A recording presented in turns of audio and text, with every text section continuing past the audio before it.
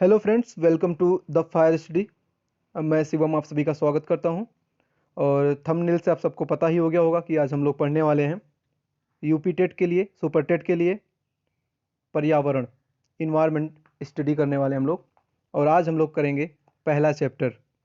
ठीक है, लेकिन मैं थोड़ा सा आपको एक डिटेल में बता देना चाहता हूँ कि हम लोग टेट के जो सिलेबस कंप्लीट करने वाले हैं उसमें हमारे टोटल 12 चैप्टर हैं, 12, जिसमें आपका पूरा एनसीईआरटी का सार रहेगा प्लस घटना चक्र का सार रहेगा।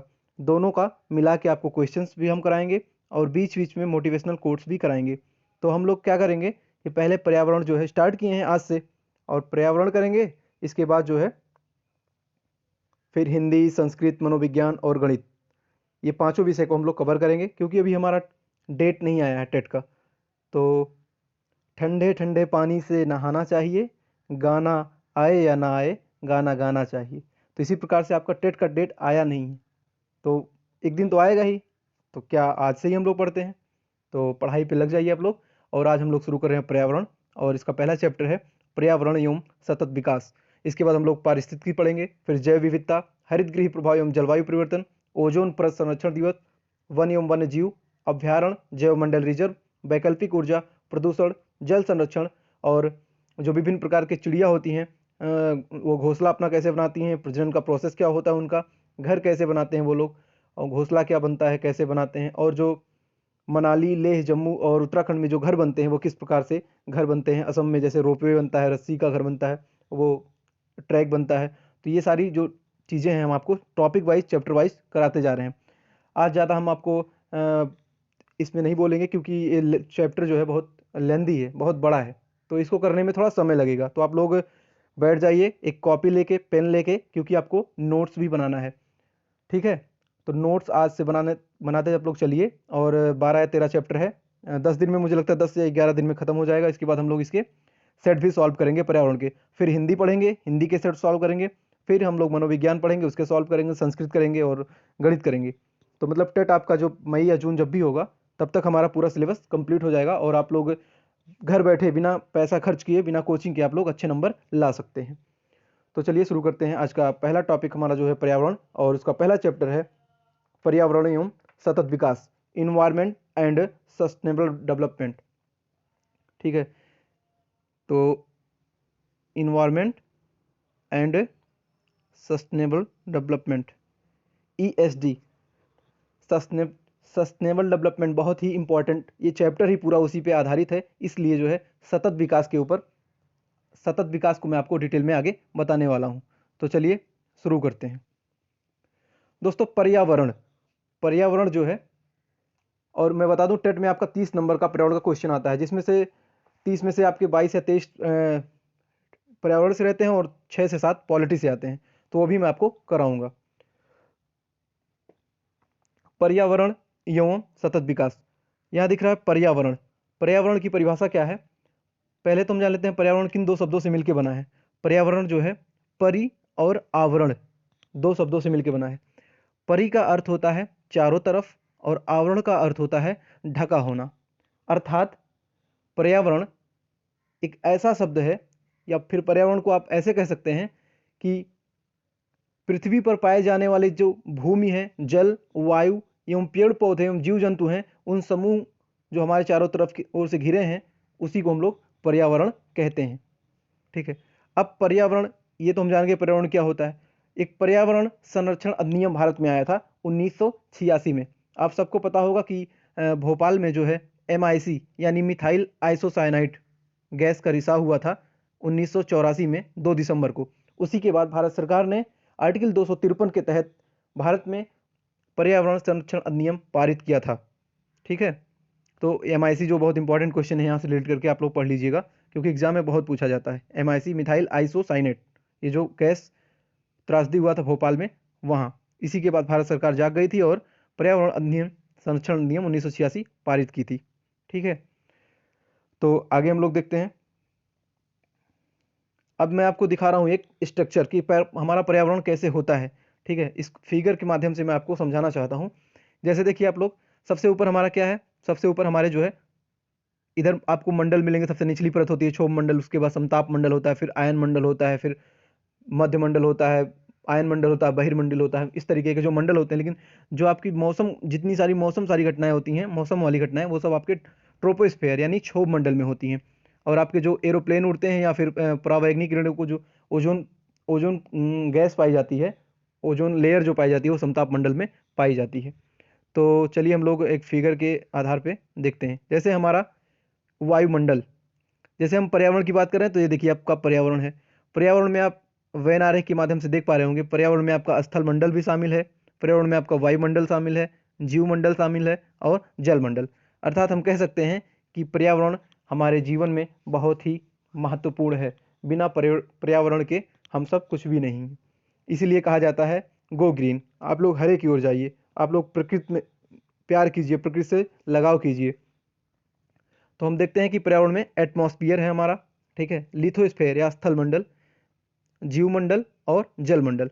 अब हम ये देखते हैं कि स्थल मंडल में क्या होता है और जीवमंडल में क्या होता है। तो हमारा स्थल मंडल में जो दोस्त होता है, वो होता है पर्वत, माउंटेन या फील्ड, मैदान और मरुस्थल, डिजर्ट्स। ये सब हमारा स्थल मंडल में होता है, यानी जहाँ भूमि होती है, जहाँ पे भूमि होती है। और जीवमंडल में क्या क्या आता है? जीवमंडल में हमारे पौधे आते हैं, पेड़ पौधे और जंतु आते हैं। ठीक, जीवमंडल में पौधे और जीव जंतु यानी जैविक घटनाएं जो होती हैं, वो सारी जो है जीवमंडल में होती हैं, बायोस्फीयर में होती हैं। इसके बाद बात करते हैं कि जलमंडल में। अब हमारा जलमंडल में क्या आता है? जलमंडल हमारा हिमनद आता है, झील आता है, नदी आती है और सागर आता है, यानी हाइड्रोस्फीयर। हमारे जलमंडल में 4 चीज़ें आती है: हिमनद, झील, नदी एवं सागर। ठीक है, तो चलिए आगे देखते हैं हम लोग।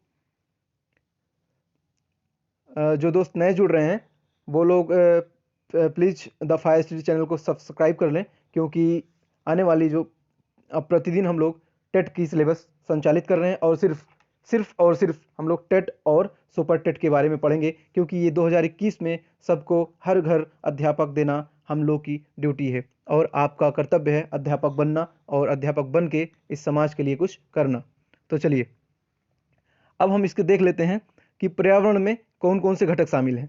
दोस्तों, पर्यावरण एक जो है अखंड, या फिर आप उसको अविभाज्य समष्टि बोल सकते हैं, जिसमें आपके जैविक एवं अजैविक तत्व शामिल हैं। कौन कौन से? जैविक और अजैविक तत्व शामिल हैं, और इन्हीं की क्रियाशीलता से पर्यावरण की संरचना होती है। इसके कुछ मुख्य संगठक हैं, मैं आपको बताता हूँ। पहला, जैसे भौतिक या अजैविक संगठक, भौतिक या अजैविक संगठक, जिसमें स्थल, वायु और जल आते हैं। भौतिक या अजैविक मतलब जिसमें जान ना हो, वो फिजिकल हो, सिर्फ आपको उसकी बनावट हो, जैसे स्थल है, वायु है, जल है, इसमें जान नहीं होता है, ये अजैविक घटक होते हैं। तो हमने क्या बोला आपको पर्यावरण में, कि पर्यावरण में जैविक, अजैविक और भू आकृति घटक शामिल होते हैं। ठीक, दूसरा हमारा जैविक घटक, जैविक संगठक, जिसमें जान होती है, जैसे पौधे, पादप हो गए, मनुष्य हो गया, जीव जंतु हो गए, एवं सूक्ष्म जीव हो गए। तो ये सब जो है जैविक संगठक में आते हैं। फिर है ऊर्जा संगठक। हमारे ऊर्जा संगठक में क्या क्या होता है? उसमें होता है सौर ऊर्जा एवं भूतापीय ऊर्जा, सोलर एनर्जी। सौर ऊर्जा एवं भूतापीय ऊर्जा आपका ऊर्जा संगठक होता है। तो हमने देख लिया कि पर्यावरण में हमारे 3 होते हैं संगठक, कौन कौन से? भौतिक या अजैविक, जैविक और ऊर्जा संगठक। इन्हीं से मिलके जो है पर्यावरण की संरचना होती है। चलिए आगे देखते हैं। हम लोग क्वेश्चन भी करते चलेंगे, कि जो हम लोग पढ़ लेंगे उससे रिलेटेड जो है कुछ क्वेश्चंस भी करने वाले हैं। तो देखिए आपके धारणीय विकास किसके उपयोग के संदर्भ में अंतर पीढ़ीगत संवेदनशीलता का विषय है? तो ये जो इसका सही उत्तर हो जाएगा प्राकृतिक संसाधन।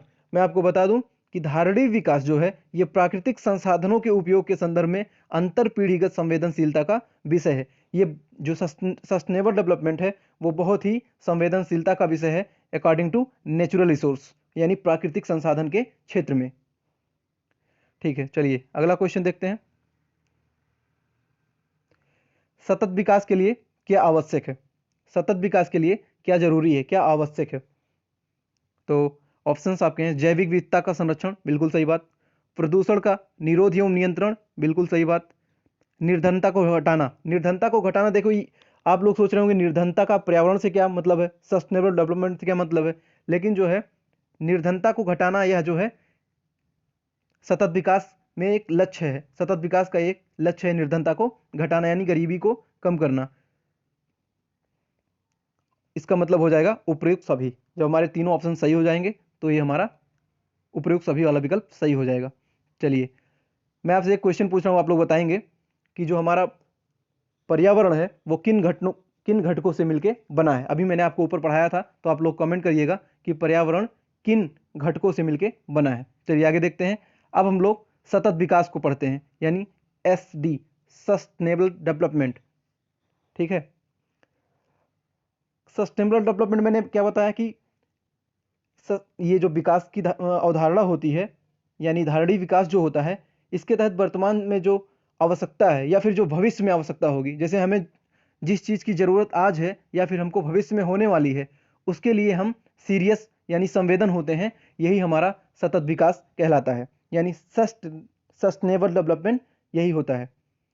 और इसके लिए जो है सतत विकास के लिए जैविक विविधता का संरक्षण, प्रदूषण का निरोध एवं निर्धनता को घटाना, ये सभी जो है सतत विकास में शामिल हैं।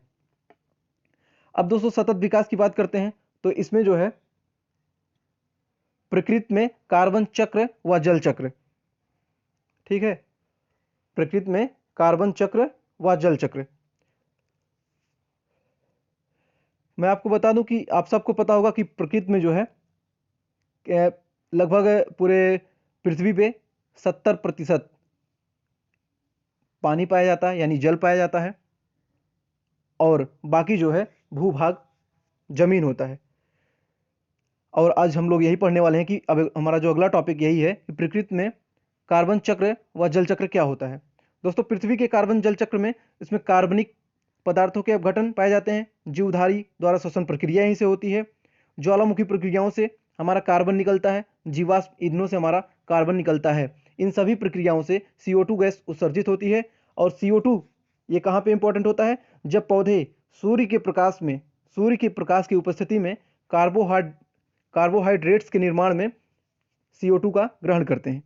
और पेड़ पौधे जो है CO2 लेके क्या निकालते हैं, ऑक्सीजन। और ऑक्सीजन कौन लेता है, वो मनुष्य लेते हैं। हम लोग क्या लेते हैं, ऑक्सीजन। और हम लोग क्या छोड़ते हैं अपने मुंह से, CO2। और ऑक्सीजन को ही प्राणवायु कहा जाता है, इसीलिए प्राणवायु के नाम से उसको जाना जाता है। जब हम जैसे हमारी जब धड़कन 1 मिनट में 72 बार धड़कती है, हम लोग कहते हैं ना 1 मिनट में 72 बार धड़कती है। जब हमारा हार्ट जो है ब्लड पंप करता है, धक धक धक करता है, तो ये 72 बार करता है, 1 मिनट में 72 टाइम्स करता है। और इस प्रक्रिया में हम लोग क्या करते हैं, अपने सांस को जो है बाहर छोड़ते हैं, यानी हम CO2 का बाहर निकालते हैं, उत्सर्जन करते हैं, और ऑक्सीजन का O2 का हम अवशोषण करते हैं। तो इसी प्रक्रिया को श्वसन प्रक्रिया भी कहते हैं। हम लोग क्या लेते हैं, ऑक्सीजन लेते हैं और CO2 यानी कार्बन डाइऑक्साइड को छोड़ते हैं। और जो हम लोग कार्बन डाइऑक्साइड को छोड़ते हैं, वही पेड़ पौधे जो है सूर्य के प्रकाश में कार्बोहाइड्रेट के रूप में उसे अपना भोजन बनाते हैं। और पेड़ पौधे जो ऑक्सीजन छोड़ते हैं, जीव जंतु या मनुष्य उसको जो है ग्रहण करता है। तो प्रकृति में जो कार्बन का जल चक्र होता है वो कहीं ना कहीं बहुत ज़्यादा हो जाता है, इसीलिए ग्लोबल वार्मिंग होती है, पोल्यूशन होता है, और जो है बर्फ वगैरह पिघलते हैं, इससे बाढ़ आती है, काफ़ी दिक्कतें होती हैं। तो कार्बन का प्रतिचक्रण जो है होता रहता है, ये कभी ख़त्म नहीं होता है। जैसे कोई भी चीज़, जैसे वायुमंडल में जो आपके कार्बन उपस्थित हैं, उनका एक रूप में दूसरे रूप में परिवर्तन हो जाता है। जैसे कार्बन का अपरूपक, ये बहुत, इसको आप, ये भैया रसगुल्ला है, इसको आप लोग नोट कर लीजिए, खा लीजिए, ये क्वेश्चन समझिए आपके एग्जाम में आया हुआ है। कार्बन का अपरूपक, ये कोई भी परीक्षा हो बहुत ही ज़्यादा महत्वपूर्ण है, आप लोग इसको इंपॉर्टेंट लगा लीजिए और कॉपी में नोट कर लीजिए। कार्बन का अपरूपक कौन कौन सा होता है, हीरा और ग्रेफाइट, ये जो है कार्बन के अपरूपक होते हैं। तो कार्बन आप समझ गए होंगे, वो किसी भी फॉर्म में हो सकता है, जैसे चूना पत्थर, पेट्रोलियम, कार्बनिक यौगिक, अकार्बनिक यौगिक, इन सभी में जो है, जो आपकी गाड़ी से धुआं निकलता है कार्बन मोनोऑक्साइड, तो यहाँ कार्बन की मौजूदगी होती है। और कार्बन का एक रूप से दूसरे रूप में प्रचक्रण जो है होता रहता है, रिसाइकिल होती रहती है, कभी खत्म नहीं होती है। कार्बन उत्सर्जन के मामले में भारत का स्थान विश्व में दूसरा है, पहले स्थान पे चाइना है। ठीक है, आगे चलते हैं। हाँ, अब ये क्वेश्चन आ गया, देखिए, पृथ्वी पर सबसे ज्यादा पाया जाने वाला यौगिक क्या है आपका, यानी तत्व क्या है? सेलुलोज। सेलुलोज जो है, सेलुलोज क्या होता है? सेलुलोज दोस्तों वो होता है, जैसे मैं आपको एग्जांपल देके बताता हूँ।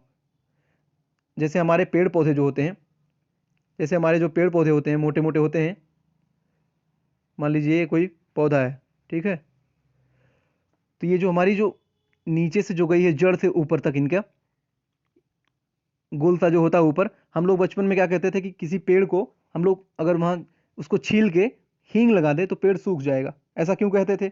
इसका साइंटिफिक रीजन यही था कि जो हम लोग कहते थे उसको थोड़ा सा छील देते थे पेड़ को, यानी उसके छिलके उतार के फिर हम लोग हींग लगाते थे। खुराफाती दिमाग के थे बचपन में। तो यही कारण था कि जो हम लोग थोड़ा सा छीलते थे वही होता है सेलुलोज, यानी कपड़ा पहना। जैसे पेड़ है, पेड़ को तुरंत पेड़ को काटोगे तो वो पहले हल्का कटता है, फिर जो है अंदर से सॉलिड होता है, तो ऊपर जो हल्का होता है वही सेलुलोज की मतलब एक भित्ति होती है, दीवाल होता है। सेलुलोज पूरे पेड़ में ढका होता है और उसकी रक्षा करता है। और पृथ्वी पे सबसे ज़्यादा पाया जाने वाला मात्रा में सेलुलोज ही होता है। अब जैसे हमारे शरीर में कपड़ा जो है सेलुलोज का काम करता है। जैसे किसी को इंजेक्शन लगवाना हो तो डॉक्टर जो है शर्ट हटा के या फिर कपड़े हटा के इंजेक्शन लगाते हैं। ठीक है, इसी वो हमारा शरीर में सेलुलोज, हमारे जैसे सेलुलोज हमारे अंदर जो है कोशिका भित्ति, कोशिका में सेलुलोज पाया जाता है। कोशिका भित्ति जो बाहर से केंद्रक के ऊपर होती है, झिल्ली, पारगम झिल्ली, वही जो है सेलुलोज का बनी होती है। और ये मुझे लगता है कि ये इसी को इंग्लिश में कहते हैं प्रियम्बल मेम्ब्रेन, यानी पारगम्य झिल्ली। ये जो है सर्वाधिक पाया जाता है पृथ्वी पर। चलिए, हाँ, ये आ गया हमारा जल चक्र। ठीक है, अब हम बात ही कर रहे थे कि प्रकृति में जो कार्बन चक्र होता है, हमने बताया आपको रिसाइकिल होता रहता है कार्बन। ठीक है, अब जल चक्र भी रिसाइकिल होता है। कैसे कैसे होता है रिसाइकिल, उसकी क्या प्रोसेस, इस फिगर के माध्यम से मैं आपको समझा पाऊंगा। जैसा कि हम देख पा रहे हैं कि नीचे जो है आपकी नदियां हैं, समुद्र हैं, और फिर जो है इधर सूर्य हैं और जल का वाष्पीकरण हो रहा है। मैं इसको आपको प्रोसेस समझाता हूँ कैसे होता है। ये जो नदियां हैं, ये समुद्र हैं, इनके जो जल हैं या तालाब के छोटे छोटे, क्या होता है कि जब गर्मियों में सूर्य का प्रकाश पृथ्वी तक काफ़ी तेज़ी से आता है, हीट ज़्यादा बढ़ती है, मई जून के महीनों में गर्मी खूब होती है, तो यहाँ का जो पानी है वो आप लोग कहते होंगे ताल सूख गया है, तालाब सूख गया है, नदियाँ सूखने लगती हैं, गड्ढे सूखने लगते हैं। ऐसा क्यों होता है? क्योंकि सूर्य की जो प्रकाश है वो यहाँ पे आते हैं और अपनी गर्मी यहाँ देते हैं, और यहाँ का जो है तापमान जब पृथ्वी का बढ़ जाता है तो इससे जो है वाष्प बन के जो है पानी बादल की तरफ चला जाता है। यहाँ से बादल की तरफ जाता है और बादल में जो है एक संघनन की क्रिया होती है, और वाष्पोत्सर्जन जो हुआ रहता है, पानी जो है वही संघनन करके वर्षा कराती है। और फिर ये वर्षा जो आपका ओला के रूप में, या फिर जो है जो आप लोग बोलते हैं कि शीत पड़ता है, ओस पड़ता है, वही जो है उस रूप में ये पृथ्वी पे पुनः गिरती है। और फिर से जो है आती है आपका नीचे ग्राउंड लेवल, जिसको आप लोग बोलते हैं कि जल का अंतःस्त्राव, जो हमारा ग्राउंड लेवल होता है, कंजर्वेशन किया जाता है, उसके संरक्षण दिया जाता है, पानी कहीं गड्ढे बना के बरसात में रोका जाता है। यही कारण होता है कि हमारा ग्राउंड लेवल कहीं कहीं बहुत ज़्यादा, जैसे राजस्थान में ग्राउंड लेवल बहुत नीचे है, लेकिन कहीं उत्तर प्रदेश में किसी पूर्वी में तो बहुत ज़्यादा नहीं, 120-100 फीट तक पानी आ जाता है। वहीं पश्चिमी यूपी की बात करें, यहाँ पानी उतनी ज़्यादा नहीं होती है, नीचे ग्राउंड लेवल ज़्यादा नीचे होता है। तो आप देख सकते हैं कि सूर्य के प्रकाश की उपस्थिति में जब गर्मी के मौसम में आर्द्रता बढ़ती है, ह्यूमिड, हम लोग क्या बोलते हैं कि जब गर्मी में हमको जब गर्मी लगती है तो हमारे बॉडी में चिपचिपाहट होती है, हम हमारे जो पसीने होते हैं स्मेल करते हैं, बदबू आते हैं। क्यों ऐसे होता है? क्योंकि ह्यूमिडिटी बढ़ जाती है, चिपचिपाहट होने लगती है, पूरा शरीर जो है भीग जाता है। तो इसी यही कारण है कि गर्मी ज़्यादा होती है, और जो हमारा जल है ये वाष्प के रूप में वाष्पोत्सर्जित हो जाता है, और बादल में जाके संघनन से वर्षा होती है, और जिसके कारण फिर से वही वर्षा रिसाइकल होकर जल जो है हमारे ग्राउंड पे आता है, ग्राउंड से फिर जो है नदियों में, समुद्र में, फिर यही प्रोसेस चलता रहता है सूर्य की उपस्थिति में। यानी जो है जल चक्र में सौर विकिरण का बहुत महत्वपूर्ण भूमिका है। इसमें जो है वायुमंडल में नमी जो है, जितनी नमी ज़्यादा होगी उतनी वर्षा होगी। यानी कि आप कह सकते हैं कि वायुमंडल में नमी ही वर्षा की मात्रा के निर्धारण करती है। बहुत ही इंपॉर्टेंट क्वेश्चन है। वायुमंडल में जो हमारी नमी है वही बताती है कि कम वर्षा होगी, ज़्यादा होगी, कितने दिन तक वर्षा होगी, अकॉर्डिंग टू नमी, जिसको आप लोग आर्द्रता बोलते हैं, ह्यूमिडिटी। ठीक है, आर्द्रता मापी यंत्र कौन सा है आप लोग कमेंट करके बताएंगे। तो मैं ही बता देता हूँ, आर्द्रता हाइग्रोमीटर से आर्द्रता मापा जाता है। अब चलिए क्वेश्चन की तरफ, हम जो टॉपिक हम लोग पढ़ेंगे उससे जो है क्वेश्चन भी करते चलेंगे। वीडियो थोड़ा लेंदी हो जाएगा लेकिन कोई बात नहीं, आप लोग अच्छे से पढ़िए और इस बार टेट में जो है कम से कम 130 से ज़्यादा नंबर लाइए, टारगेट 130 से ज़्यादा रखिएगा, ठीक है। मैं आपको एक कोट सुनाता हूँ कि राह संघर्ष की जो चलता है वो ही संसार को बदलता है, जिसने रातों से है जंग जीती, सुबह सूर्य बनकर वही चमकता है। तो आपको अगर सूर्य की तरह चमकना है तो रातों में तो जगना ही पड़ेगा दोस्तों। चलिए अगला देखते हैं, क्वेश्चन हमारा आ गया, अधोलिखित में कौन सा पृथ्वी के कार्बन चक्र में कार्बन डाइऑक्साइड की मात्रा को नहीं बढ़ाता है। यानी CO2 जो पृथ्वी की कार्बन चक्र है उसकी संरचना में CO2 की मात्रा को कौन नहीं बढ़ाता है। तो इसका सही उत्तर है प्रकाश संश्लेषण। यानी प्रकाश संश्लेषण में क्या होता है कि सूर्य की उपस्थिति में कार्बोहाइड्रेट्स, जो अपना पेड़ पौधे जो भोजन बनाते हैं सूर्य की उपस्थिति में, वो जो है CO2 को एब्जॉर्ब करते हैं। इसीलिए जो है पृथ्वी के कार्बन चक्र में कार्बन डाइऑक्साइड की मात्रा को नहीं बढ़ाता है कौन, प्रकाश संश्लेषण। चलिए अगला देखते हैं, वही है। ये देखिए मैंने आपको भी बताया था कि सौर विकिरण की सबसे महत्वपूर्ण भूमिका कौन सी है।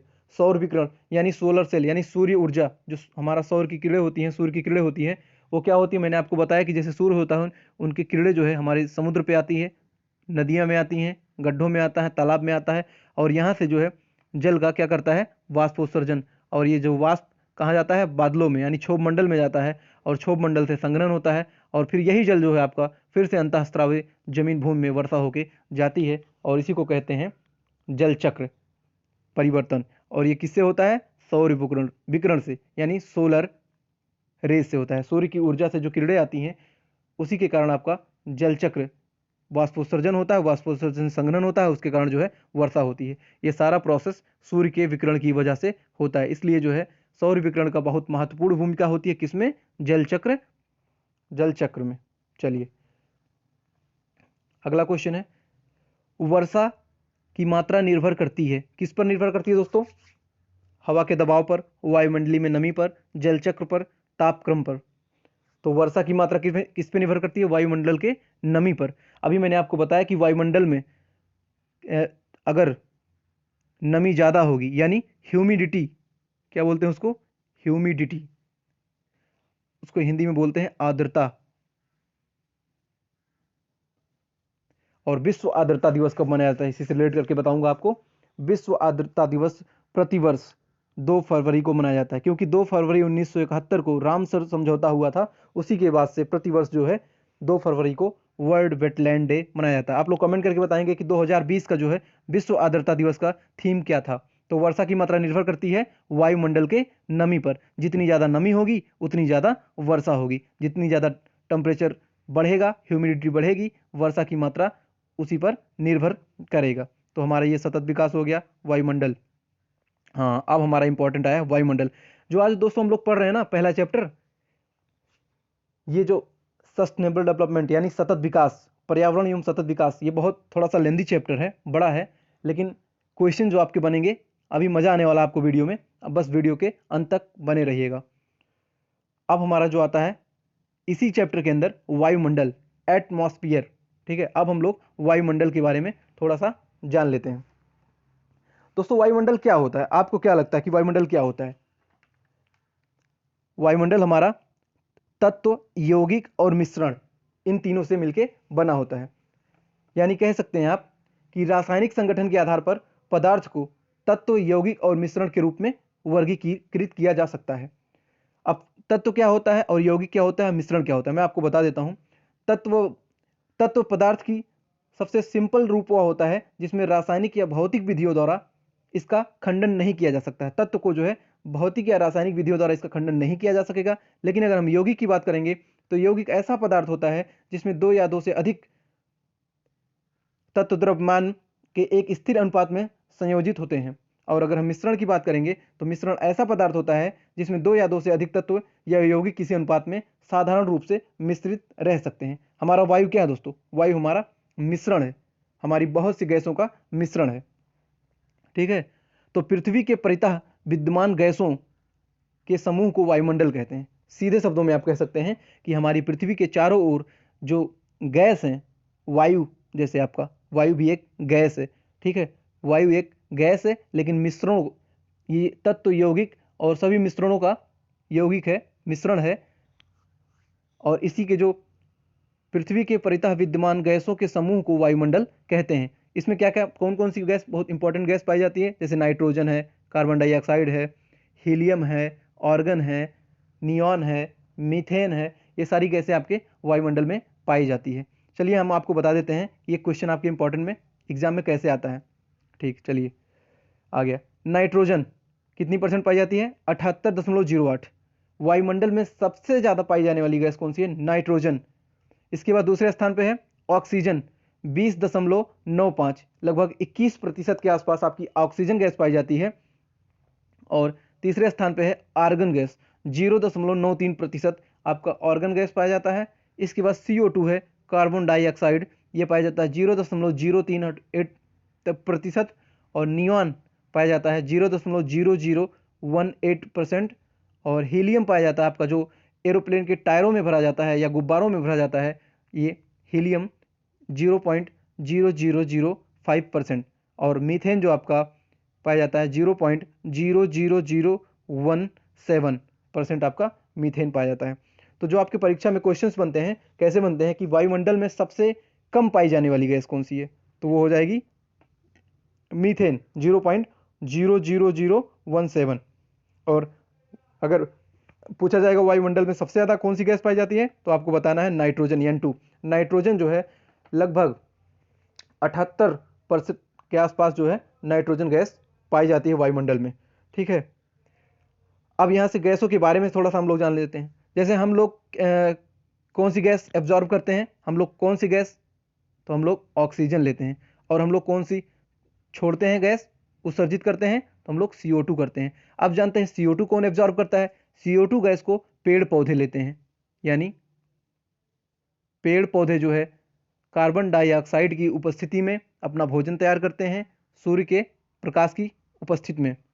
और पेड़ पौधे ऑक्सीजन छोड़ते हैं, और वही ऑक्सीजन मानव या जीव जंतु लेता है। तो ये ऑक्सीजन को हम लोग प्राणवायु के रूप में भी जानते हैं। पेड़ पौधे प्राणवायु जो है, पेड़ पौधे प्राणवायु ऑक्सीजन का उत्सर्जन और वायुमंडल को दूषित करने वाली एक ग्लोबल वार्मिंग के लिए जिम्मेदार गैस है। CO2 से दोस्तों क्या होता है कि ग्लोबल वार्मिंग यानी वैश्विक तापन, जब हम आपको आगे पढ़ाएंगे दूसरे चैप्टर में, अभी आगे आएगा वैश्विक तापन, तब हम आपको बताएंगे कौन कौन सी गैसें वैश्विक तापन के लिए जिम्मेदार हैं। तो इसके बारे में हम आगे चर्चा करेंगे। तो इसलिए ग्लोबल वार्मिंग शब्द मैं आपको पहले बता दिया, आगे हम लोग को मिलेगा। तो अगर दोस्तों वनस्पतियां नहीं होंगी तो ऑक्सीजन की कमी से पृथ्वी का जीवन बहुत ही घातक हो जाएगा। अगर हमारे पेड़ पौधे पर्यावरण में नहीं होंगे, इसीलिए बार बार कहा जाता है कि गो ग्रीन, आप पर्यावरण को जितना से जितना हो सके आप लोग पौधे लगाइए और उनकी रक्षा कीजिए। पर्यावरण की रक्षा करना हमारा जो है कर्तव्य है, मूल कर्तव्य है। और ये आपके आर्टिकल 48 में, संविधान के आर्टिकल अनुच्छेद 48 में, DPSP में जो है कहा भी गया है कि राज्य का ये दायित्व होगा कि अपने पर्यावरण का रक्षा करना। और ये आपके 51 के ए यानी फंडामेंटल ड्यूटी, जो कि रूस से लिया गया है, मौलिक कर्तव्य, वहाँ भी पर्यावरण की रक्षा करने की बात कही गई है। चलिए, तो अब हम लोग का ये हो गया, हम लोग थोड़ा सा इसमें क्वेश्चन देख लेते हैं, एग्जाम में कैसे क्वेश्चन आएंगे आपके। ऐसे आएगा क्वेश्चन, तो आप लोग कमेंट करके बताइए, पृथ्वी के चारों ओर गैसों के समूह को क्या कहते हैं? जो पृथ्वी के चारों ओर गैस का समूह होता है, अभी मैंने आपको बताया, उसी को हम लोग वायुमंडल कहते हैं, एटमॉस्फेयर कहते हैं, ठीक है। अगला क्वेश्चन, वायु क्या है? वायु एक मिश्रण है। वायु क्या है? वायु एक मिश्रण है, बहुत से सारे अपघटकों से मिलकर बना है हमारा वायु। अगला क्वेश्चन, शुष्क हवा में नाइट्रोजन की मात्रा कितनी होती है? शुष्क हवा में नाइट्रोजन की मात्रा 78% होती है, 78%।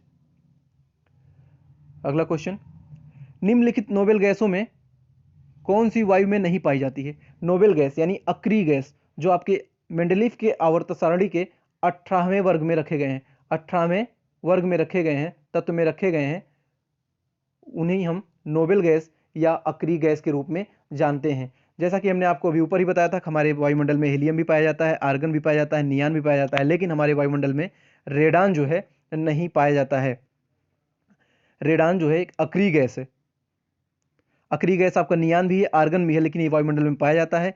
हीलियम भी पाया जाता है आपका, ये जो एरोप्लेन के पहिए में भरा जाता है, और बल्ब में आर्गन गैस या नाइट्रोजन की गैस के साथ भरी जाती है।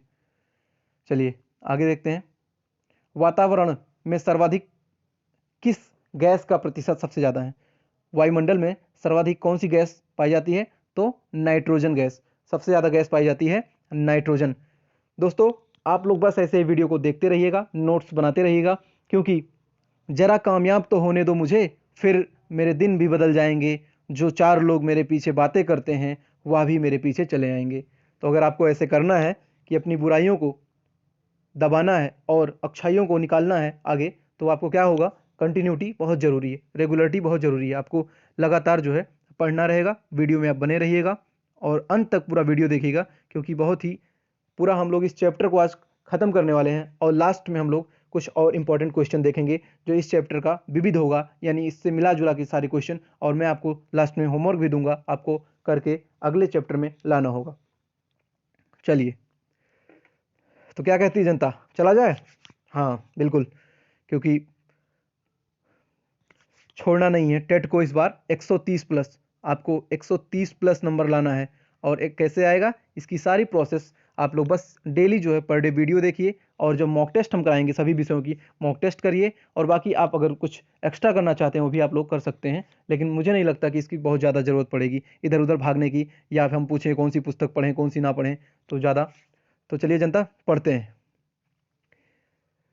हाँ तो क्या कहता है, यदि पृथ्वी पर पाई जाने वाली वनस्पतियां पेड़ पौधे समाप्त हो जाएं तो किस गैस की कमी होगी? अगर पृथ्वी पर पाई जाने वाली वनस्पतियां पेड़ पौधे समाप्त हो जाएंगे तो भैया हमें कौन सी गैस की कमी हो जाएगी? हाँ, ऑक्सीजन। क्यों? क्योंकि पेड़ पौधे ही तो हमें ऑक्सीजन देते हैं। पेड़ पौधे नहीं रहेंगे तो हम ऑक्सीजन कहाँ से लेंगे? ऑक्सीजन नहीं लेंगे तो मर जाएंगे। तो भैया हमें और जीने की चाहत ना होती, अगर तुम ना होते तो हम ना होते। कौन भैया? ऑक्सीजन। क्योंकि ऑक्सीजन हमारी प्राण वायु है, अगर यही नहीं होता तो हम कहाँ होते भैया? हम कौन सा इन्वायरमेंट आज पढ़ रहे होते?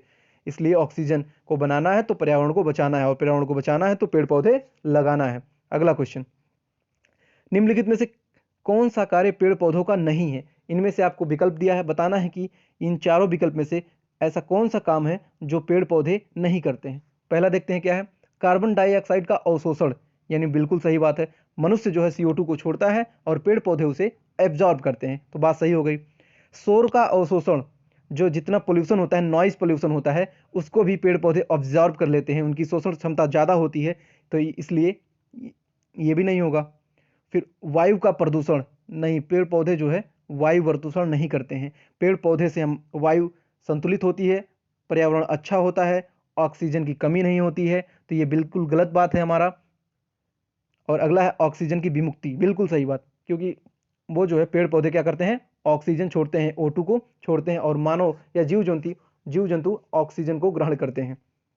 तो पेड़ पौधों का कौन सा कार्य नहीं है? वायु प्रदूषण, एयर पोल्यूशन करना पेड़ पौधों का काम नहीं है। ठीक है, चलिए हम लोग अब धारणीय विकास के बारे में थोड़ा सा जानते हैं कि धारणीय विकास क्या होता है, यानी सस्टेनेबल डेवलपमेंट, सतत विकास या धारणीय विकास क्या होता है, इसके बारे में पढ़ते हैं। तो धारणीय विकास दोस्तों एक ऐसी प्रक्रिया है, वही मैंने पहले आपको बताया था, कि जो वर्तमान में या फिर भविष्य में होने वाली घटनाओं के बारे में इसको जागरूक किया जाता है। इसके तहत धारणीय विकास के माध्यम से वर्तमान में या फिर भविष्य में होने वाली आवश्यकताओं को ध्यान में रखा जाता है, और इसी के आधार पर धारणीय विकास का लक्ष्य बनाया गया था, और इसको पूरे विश्व में 2030 तक प्राप्त करने का लक्ष्य है। कब तक? 2030 तक, यानी सस्टेनेबल गोल हमारा 2030 तक है इसको प्राप्त करने का। और ये धारणीय विकास लक्ष्य को सर्वप्रथम कब किया गया था? तो Rio+20 सम्मेलन में इसको प्रस्तावित किया गया था कि 2030 तक जो है पूरे विश्व में धारणीय विकास को प्राप्त कर लिया जाएगा। अब क्या होता क्या है, ऐसा विकास, देखिए आप लिखा हुआ है, ऐसा विकास जिसमें वर्तमान के जरूरतों के साथ साथ भविष्य की आवश्यकताओं का ध्यान रखा जाता है, वही हमारा जो है धारणीय विकास या सस्टेनेबल डेवलपमेंट होता है। और 2030 तक धारणीय विकास प्राप्त करने का लक्ष्य रखा गया है। सर्वप्रथम सतत विकास को 2012 में रियो प्लस 20 सम्मेलन में प्रस्तावित किया गया था। रियो प्लस 20 अभी आपको सब मिलने वाला, मैं सब बताऊंगा आगे, पूरा डिटेल में वीडियो है कि रियो समझौता पहली बार कब हुआ था, किस आधार पे हुआ था और कितनी रियो समझौता हो गया है और क्यों होता है ये पृथ्वी सम्मेलन। ठीक है दोस्तों, धारणीय विकास में कुल 17 विकास लक्ष्य तय किए गए हैं। कौन कौन से हैं मैं आपको डिटेल में थोड़ा सा बता देता हूं। धारणीय विकास में 17 लक्ष्य तय किए गए हैं और ये हर साल प्रयासों की प्रगति को जानने के लिए SDGI यानी सस्टेनेबल डेवलपमेंट गोल इंडेक्स यानी सतत विकास लक्ष्य सूचकांक का निर्माण किया गया और प्रतिवर्ष कई सारे देशों की सूची जारी होती है और उसमें पता चलता है कि कौन सा देश कितनी भूखमरी है, कितनी गरीबी है, लैंगिक समानता कितना है। ये जो 17 चीज़ें हैं आपको मैं बता दे रहा हूँ उसमें कौन कौन सी चीज़ें हैं। जैसे आपके गरीबी के सभी रूप को पूरे विश्व से समाप्त करना है। ठीक, इसके बाद भूख की समाप्ति करना, खाद्य सुरक्षा, बेहतर पोषण और टिकाऊ कृषि को बढ़ावा देना है, समावेशी व न्याय संगत गुणवत्ता शिक्षा देना है, लैंगिक समानता को प्राप्त करने के साथ ही महिलाओं व लड़कियों को सशक्त बनाना है, सभी आयु के लोगों को सेहत और स्वस्थ जीवन को बढ़ावा देना है, सस्ती, विश्वसनीय, टिकाऊ और आधुनिक ऊर्जा तक पहुंच सुनिश्चित करना है, देशों के बीच और भीतर असमानता को कम करना है, यानी देशों के बीच समझौता अच्छा होना चाहिए। अगला, जलवायु परिवर्तन और उसके प्रभावों से निपटने के लिए तत्काल कार्रवाई हमें करनी होगी।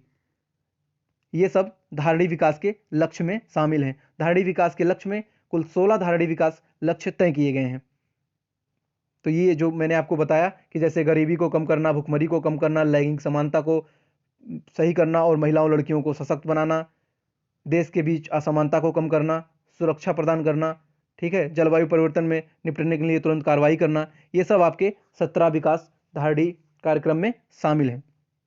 अब देखिए मैं करंट से क्वेश्चन आपको जोड़ के यहाँ से बताता हूँ।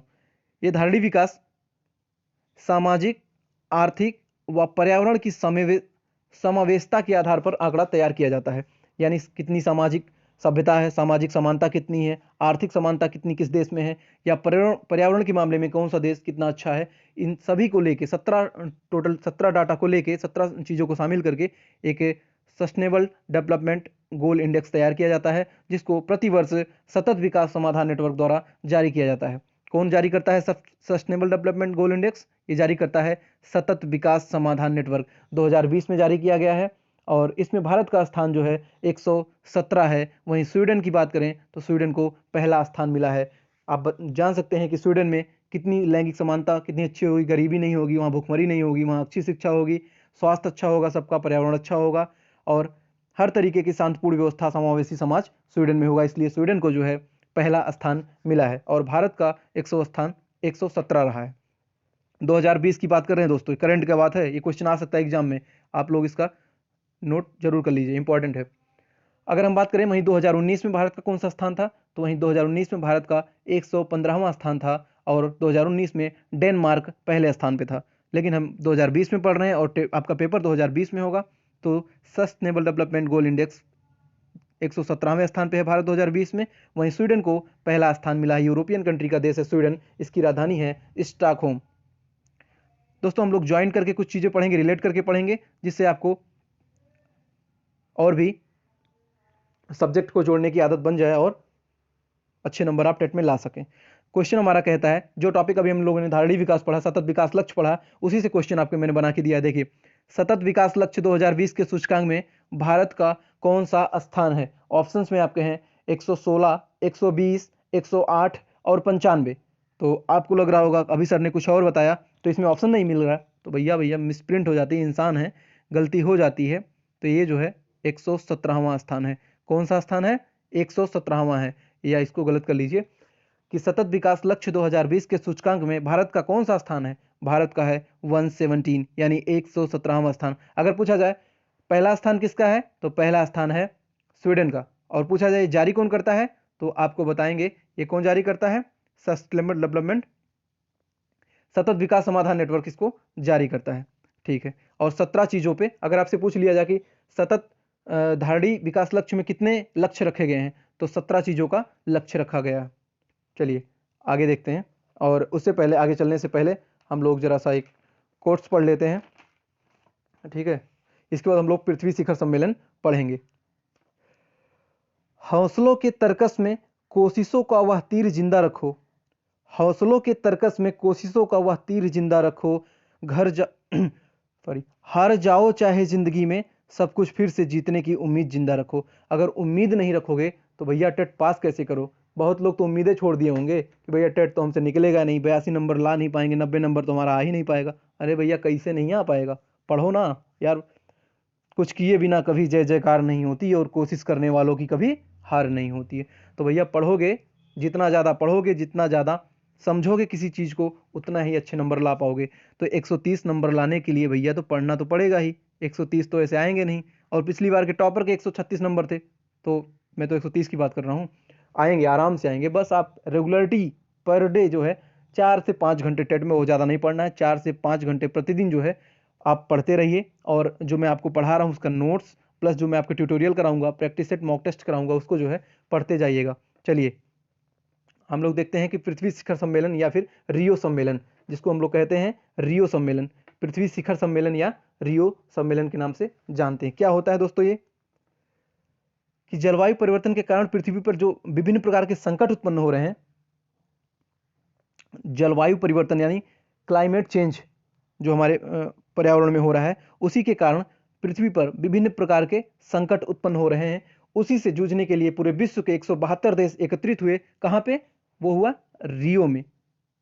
इसीलिए इसको कहते हैं रियो सम्मेलन या फिर पृथ्वी शिखर सम्मेलन के नाम से इसको जाना जाता है। तो रियो कहाँ पे है आपका, वहीं पे रियो डी जेनेरियो आपका 2016 में ओलंपिक खेला गया था, ब्राजील में है। और वहीं सर्वप्रथम जो है 1992 में धरती पर मंडरा रहे संकट से निपटने के लिए 172 देश सम्मिलित हुए थे। कितने देश, 172 देश सम्मिलित हुए थे। और रियो डी जेनेरियो में पृथ्वी सम्मेलन हुआ था पहली बार। कब हुआ था, 1992 में। पृथ्वी सम्मेलन यानी रियो समिट पहली बार 1992 में कहाँ हुआ था, ब्राजील के रियो डी जेनेरियो शहर में हुआ था। और यहीं पर 2016 में ओलंपिक खेला गया था। और 2020 में ओलंपिक नहीं खेला गया था, क्यों, क्योंकि कोविड-19 कोरोना वायरस डिजीज आ गई थी, इसलिए जो है ओलंपिक संघ ने खेल को स्थगित कर दिया था 1 साल के लिए। और अब 2021 में पुनः जो है जापान की राजधानी टोक्यो में ओलंपिक खेला जाएगा। यहाँ से हमको ये भी जानकारी मिल गई। तो रियो डी जेनेरियो कहाँ पे है, अगर कोई पूछेगा तो आप कहिएगा ब्राजील। और पहली बार रियो समिट या पृथ्वी शिखर सम्मेलन कब हुआ, तो 1992 या 1992 में इसकी शुरुआत हुई थी। कहाँ पे, ब्राजील के रियो शहर से। इस सम्मेलन में क्या हुआ था, इस सम्मेलन में जलवायु परिवर्तन और ग्लोबल वार्मिंग जैसे विषयों पर गहरी चिंता जताई गई थी। ग्लोबल वार्मिंग क्या होता है, कि जलवायु परिवर्तन क्या होता है, इसमें बर्फ जो हिम होती है हमारी, वो पिघलती हैं और वो एक भयंकर रूप ले लेती हैं, जिससे बाढ़ आने की संभावना। आप सबको पता होगा कि इंडोनेशिया, जिसकी राजधानी जकार्ता है, वो समुद्र के किनारे है और वह 2030 तक वैज्ञानिकों का मानना है कि वो डूब जाएगी। इसके बाद इंडोनेशिया की नई राजधानी बनाई जाएगी। तो ग्लोबल वार्मिंग जैसी समस्या इसी कारण जो है आपके जकार्ता शहर डूब रहा है। तो रियो डी जेनेरियो में कुल 172 देशों ने हिस्सा लिया था। और इसको जो है किसने ऑर्गेनाइज किया था, इस समिट को, यूएन ने, यानी यूनाइटेड नेशन। इसकी स्थापना 24 अक्टूबर 1945 के दिन हुई थी। इसका हेडक्वार्टर न्यूयॉर्क, अमेरिका के न्यूयॉर्क में है, ठीक है। और मैं आपको इंपॉर्टेंट एक बात बता दूं कि यह सम्मेलन जो है संयुक्त राष्ट्र का पर्यावरण एवं विकास कार्यक्रम था। यह सम्मेलन संयुक्त राष्ट्र का पर्यावरण एवं विकास सम्मेलन था। 1992 में जो संपन्न हुआ था अंतरराष्ट्रीय पृथ्वी शिखर सम्मेलन, इसी को संयुक्त राष्ट्र का पर्यावरण एवं विकास सम्मेलन नाम दिया गया था। चलिए इससे रिलेटेड कुछ और इंपॉर्टेंट बातें हम लोग जान लेते हैं। क्या है वो इंपॉर्टेंट बातें, जैसे जो सम्मेलन हुए थे सारे, पहला हुआ था रियो 1992 में। इसी को पृथ्वी, आप लोग ऐसे यहाँ रियो +5 लिखा है तो पृथ्वी प्लस भी कर सकते हैं, जैसे इसी को कहा जाता है पृथ्वी सम्मेलन, पृथ्वी सम्मेलन या फिर रियो समिट। रियो इसलिए कहा जाता है क्योंकि रियो में हुआ था, रियो कहाँ है, ब्राजील में है, और इसी को कहा जाता है पृथ्वी समिट। तो रियो पहला बैठक जो हुआ था 1992 में हुआ था, जिसमें 172 देशों ने हिस्सा लिया था। इसके बाद 5 साल बाद रियो +5 ये जो है न्यूयॉर्क में समिट हुई, मतलब सभी लोग सम्मिलित हुए कहाँ, न्यूयॉर्क में। फिर जो है पुनः 5 साल बाद यानी रियो +10 जो हो जाएगा 2002 में जोहान्सबर्ग साउथ अफ्रीका यानी दक्षिण अफ्रीका में Rio+10 आयोजित हुआ था। Rio+10 कहाँ आयोजित हुआ था? ये 2002 में जोहान्सबर्ग, दक्षिण अफ्रीका का एक शहर है जोहान्सबर्ग। आप सब ने पढ़ा होगा कि महात्मा गांधी दक्षिण अफ्रीका से 9 जनवरी 1915 को लौटे थे और उसी दिन भारत में प्रवासी भारतीय दिवस के रूप में मनाया जाता है। तो इस बार जनवरी में 9 जनवरी को मनाया गया कौन सा? प्रवासी भारतीय दिवस। जोहान्सबर्ग में Rio+10 का जो है सम्मेलन हुआ, पृथ्वी सम्मेलन, पृथ्वी+10 का जोहान्सबर्ग में। और Rio+20 यानी पहली बार से 20 साल जोड़ेंगे तो 1992 में आप 20 साल जोड़ेंगे तो कितना हो जाएगा? 2012 हो जाएगा। तो 2012 में पुनः जो है री डी जेनेरियो ब्राजील में, रियो डी जेनेरियो ब्राजील में पुनः Rio+20 2012 का सम्मेलन हुआ, जिसमें फिर से सभी देश हिस्सा लिए और फिर से जलवायु परिवर्तन जैसे गंभीर मुद्दों पर चर्चा की गई। इसके बाद बात करते हैं कि Rio+20 का जो शीर्षक था, Rio+20 का जो शीर्षक था बहुत एग्जाम में पूछा जाता है कि Rio+20 का शीर्षक क्या था? तो था द फ्यूचर वी वांट, ऐसा भविष्य जो हमें चाहिए, ऐसा भविष्य जो हमें चाहिए, हरा भरा भविष्य, हरा भरा सपना चाहिए कि जिसमें कोई पॉल्यूशन, कोई प्रदूषण ना हो और किसी तरीके के कोई बैक्टीरिया, वायरस, कोई बीमारी ना हो। चलिए अब हम लोगों ने पढ़ लिया है कि पृथ्वी सम्मेलन में सारी चीज़ें हमने देख लिया कि कहाँ से इसकी शुरुआत हुई, किस लिए इसकी शुरुआत हुई और कितनी बार पृथ्वी सम्मेलन हो चुका है। हम बात करते हैं, फिर से एक बार रिवाइज कर देते हैं कि पृथ्वी सम्मेलन पहले 1992 में हुआ था। पहला यह हुआ था स्टॉकहोम के तर्ज पे, पहली बार स्टॉकहोम में पर्यावरण के लेकर एक बार 1972 में मीटिंग हुई थी। उसी के आधार पे पृथ्वी सम्मेलन 20 वर्ष बाद हुआ और इसी के लिए इसका नाम दिया गया था एजेंडा 21। एजेंडा 21 का मतलब होता है कि जो 1972 में स्टॉकहोम में समझौता हुआ था सभी देशों के बीच पर्यावरण को लेकर, फिर से 1992 में 20 वर्षों बाद 20वीं वर्षगांठ में इसको रियो डी जेनेरियो में ऑर्गेनाइज किया गया। पृथ्वी सम्मेलन के नाम से इसको जाना जाता है। प्लस फिर इसके बाद जो है 5 साल बाद 97 में हुआ, फिर 5 साल बाद 2002 में दक्षिण अफ्रीका में हुआ और फिर 10 साल बाद 2012 में यानी Rio+20 ये आपका जो है कहाँ पे हुआ था? 2012 में हुआ था Rio+20, ये हुआ था फिर से रियो डी जेनेरियो में। आप ऊपर देख सकते हैं Rio+20 रियो डी जेनेरियो में। तो ये आप फिर से एक बार जल्दी से रिवाइज कर लीजिए, फिर हम लोग क्वेश्चन करने वाले हैं। ठीक, देख लीजिए, स्क्रीनशॉट ले लीजिए आप लोग। रियो 1992, Rio+5 1997, Rio+10 2002 जोहान्सबर्ग दक्षिण अफ्रीका में, Rio+20 2012 में रियो डी जेनेरियो और फिर इसी का जो शीर्षक था आखिरी वाले का Rio+20 का वो था द फ्यूचर वी वांट। पढ़ते रहेंगे कब तक? जब तक हमारे बाजुओं में दम है। और ये किसने कहा था? राम प्रसाद बिस्मिल, जो काकोरी कांड के बाद जिनको फांसी हो गई थी, और उन्हीं ने ही कहा था कि सरफरोशी की तमन्ना अब हमारे दिल में है, देखना है जोर कितना बाजुए कातिल में है। तो बिल्कुल हमारे बाजुओं में अगर दम रहेगा तो हम लोग अपने दमखम से इस पढ़ाई को आगे जारी रख सकते हैं। और इस बार एक अध्यापक का जो पद है, सिर्फ आपको एक ही पद चाहिए, वो आपको मिलने वाला है। बस वीडियो के अंत तक बने रहिएगा, पूरा चैप्टर हम लोग खत्म करने वाले हैं, फिर कल से नए चैप्टर की शुरुआत करेंगे। मज़ा आ रहा है नहीं दोस्तों? आप लोग कमेंट करके बता दीजिए। अगर मज़ा आ रहा हो तो प्लीज़ एक लाइक तो बनता है, क्योंकि नोट्स बनाना, PDF बनाना, उसमें समय लगता है, वो सब आपके लिए किया जा रहा है ताकि आप सब एक जगह से जो है पढ़ सकें, कहीं इधर उधर आपको भटकना ना पड़े। तो मैं सभी विषयों को आपको पढ़ाने वाला हूँ, पूरा हिंदी, संस्कृत, मनोविज्ञान, गणित, और अब जैसा कि आप पर्यावरण का हम लोग टॉपिक शुरू कर दिए हैं। तो ठीक है, क्वेश्चन चलिए करते हैं। हाँ, तो क्या कहती है जनता? शुरू किया जाए। क्वेश्चन क्या है? रियो डी जेनेरियो में संपन्न अंतरराष्ट्रीय सम्मेलन था, इसका जो मेन मोटिव था क्या था? संयुक्त राष्ट्र पर्यावरण एवं विकास सम्मेलन। मैंने आपको अभी बताया था कि जो 1992 में अंतर्राष्ट्रीय पृथ्वी शिखर सम्मेलन हुआ था वो संयुक्त राष्ट्र पर्यावरण एवं विकास सम्मेलन था। तो ये ऑप्शन में संयुक्त राष्ट्र पर्यावरण एवं विकास सम्मेलन था। ठीक है, नेक्स्ट क्वेश्चन बात करते हैं। पृथ्वी शिखर सम्मेलन का आयोजन सर्वप्रथम कहाँ किया गया था? कहाँ किया गया था सर्वप्रथम? ऑप्शंस आपको दिख रहा है, काहिरा मिस्र नहीं, डरबन नहीं, क्योटो नहीं। हाँ दोस्तों, क्योटो आ गया ना, मॉन्ट्रियो प्रोटोकॉल, क्योटो प्रोटोकॉल जो मैं आपको बताऊंगा उधर आगे चल के, तो वहाँ दोनों पढ़ाऊंगा। आप लोग सब बस बने रहिए, मज़ा ही आ जाएगा पूरा एकदम। इन्वायरमेंट में कहोगे भाई बल्ले बल्ले, पूरा 30 में 28 नंबर आपके कहीं नहीं गए हैं। पृथ्वी शिखर सम्मेलन पहली बार 1992 में रियो ब्राजील शहर में हुआ था। तो इसका सही उत्तर हो जाएगा ऑप्शन बी रियो। चलिए अगला क्वेश्चन देखते हैं। पृथ्वी शिखर सम्मेलन या फिर रियो+5 का आयोजन कहाँ हुआ था? मैंने बताया 1992 में पहले हुआ था, फिर 1997 में हुआ था।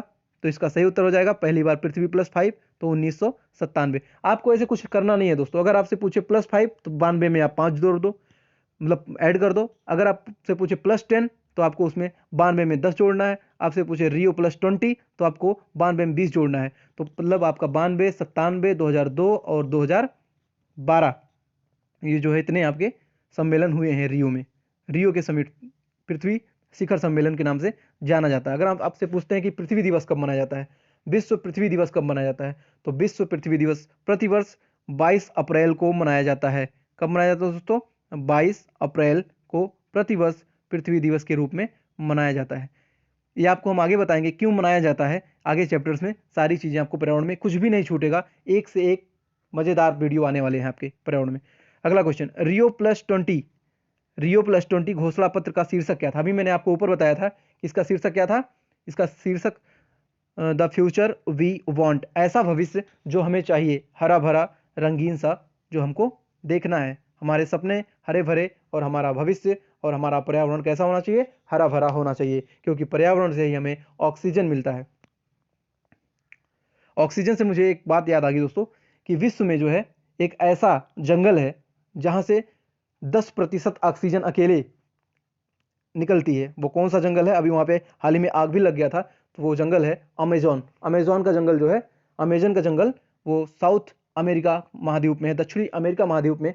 अमेजन नदी भी वहीं है आपकी, और अमेजन जंगल भी वहीं है। और विश्व में जो है 10% ऑक्सीजन सिर्फ उसी जंगल से निकलता है।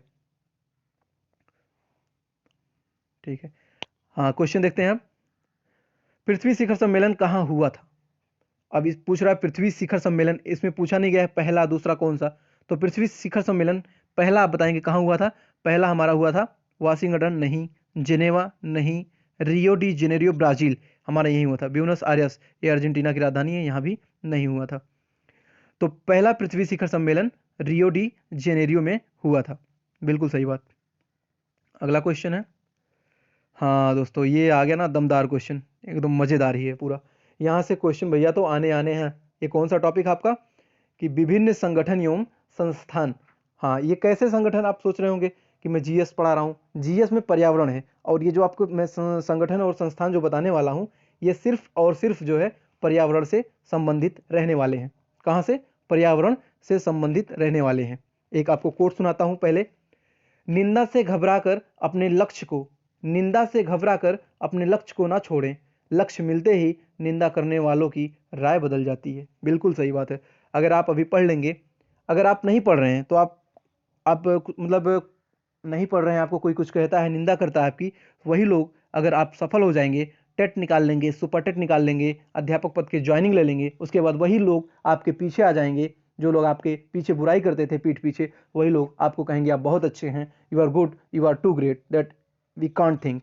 तो इस तरीके की बात वो लोग करने लगेंगे। तो इसलिए आपको कभी घबराना नहीं है, निंदा से घबराना नहीं है, और अपने लक्ष्य को भी छोड़ना नहीं है दोस्तों। और लक्ष्य जब मिल जाएगा तो जितने लोग निंदा करते हैं उन सब की राय आपके लिए बदल जाएगी। तो चलिए शुरू करते हैं। आज का हमारा इसी चैप्टर के अंतर्गत एक टॉपिक है विभिन्न संगठन एवं संस्थान। हम देखेंगे कि भारत में या विश्व में कौन कौन से ऐसे पर्यावरण को बचाने के लिए संगठन बनाई गई है। तो पर्यावरण संरक्षण की दृष्टि से जो उनको सुरक्षा प्रदान करना होता है, उसके लिए अंतर्राष्ट्रीय स्तर पर कुछ काम किए गए हैं, यानी कुछ संगठन बनाए गए हैं।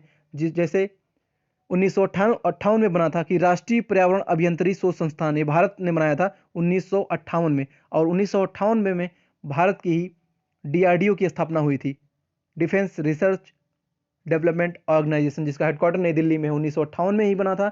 और राष्ट्रीय पर्यावरण अभियांत्रिकी शोध संस्थान यानी NEERI, national environment engineering research institute, इसका जो हेडक्वार्टर है वो आपका है नागपुर, जहाँ के आपके इस टाइम के जज हैं, जो सुप्रीम कोर्ट के chief justice of India, justice AK Bobde, Arvind Kumar Bobde जो है यही नागपुर के निवासी हैं। और यहीं पे आपका राष्ट्रीय पर्यावरण अभियांत्रिकी शोध संस्थान है। और 1991 में एक संस्था बना जो विश्व स्तर पर काम करता है पर्यावरण के लिए, विश्व मौसम विज्ञान संगठन, यानी शॉर्ट फॉर्म में WMO। इसका जो फुल फॉर्म हो जाएगा वो हो जाएगा वर्ल्ड मेट्रोलॉजिकल कन्वेंशन या फिर world meteorological organisation. World meteorological organisation, विश्व मौसम विज्ञान संगठन।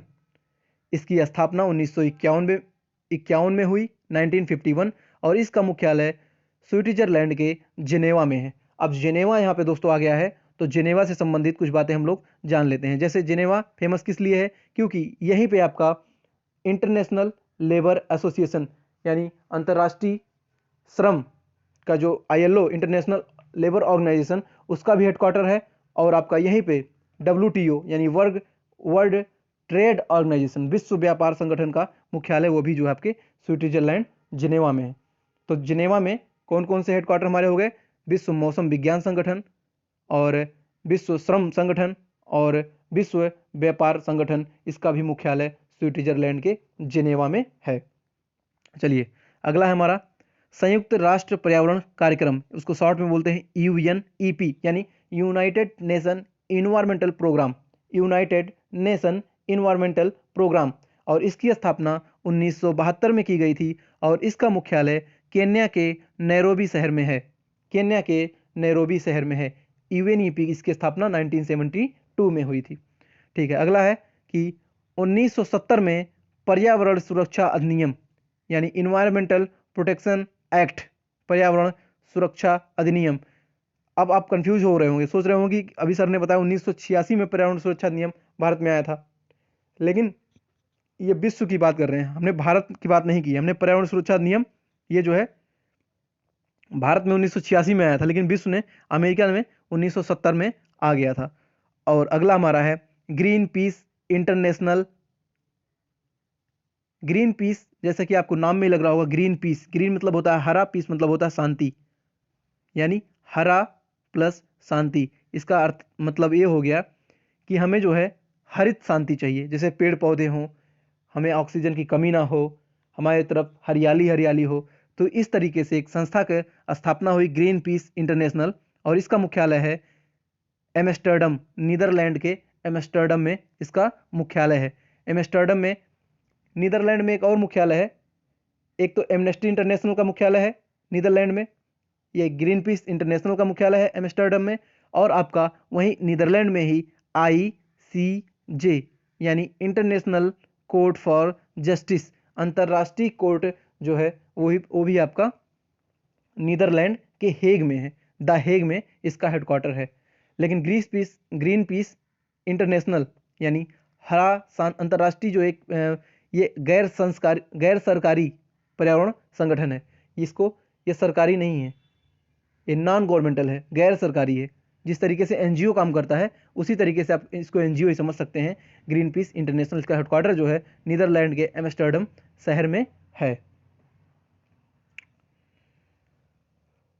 तो पानी उनी पीते रहिए, चाय पीते रहिए, मम्मी से बोल दीजिए चाय लेके आएँ, बढ़िया से पीते रहिए और पढ़ते रहिए पूरा।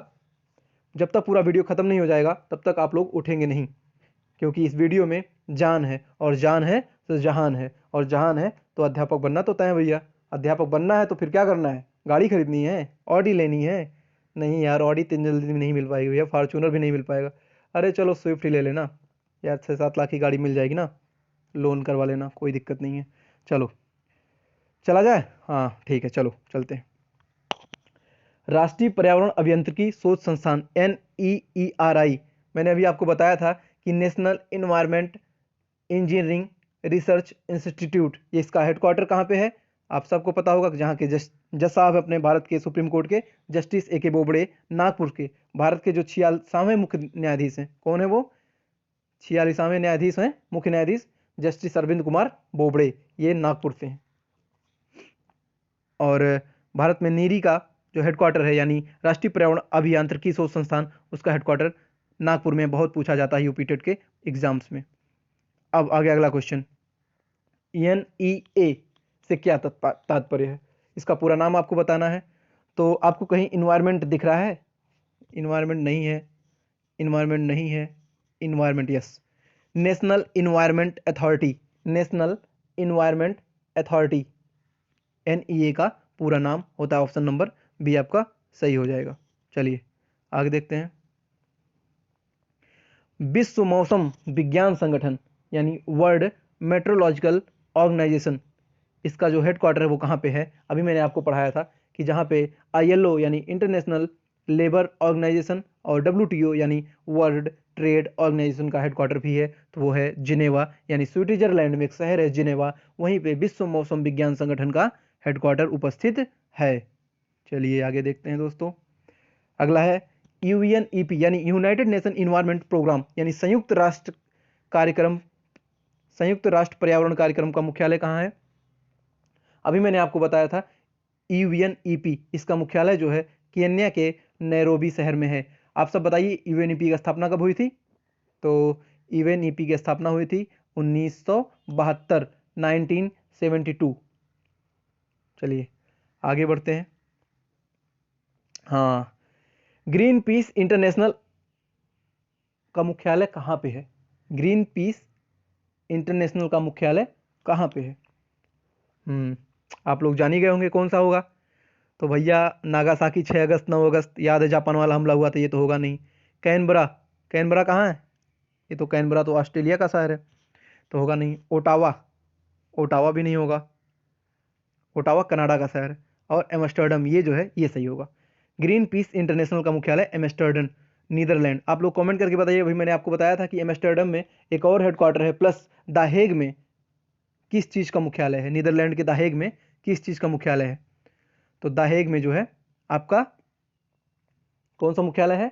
ICJ, international court for justice, और जिसके जज हैं भारतीय मूल के दलबीर भंडारी। और अंतर्राष्ट्रीय कोर्ट जो होता है उसके मुख्य न्यायाधीश का जो कार्यकाल होता है वो 9 वर्ष तक होता है, 9 वर्ष या फिर 65 साल तक।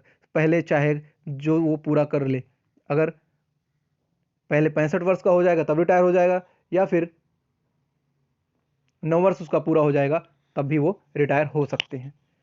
तो हम लोग रिलेट करके काफ़ी चीज़ें पढ़ रहे हैं, आपको मज़ा आ रहा होगा, उम्मीद करते हैं वीडियो आपको अच्छी लग रही होगी।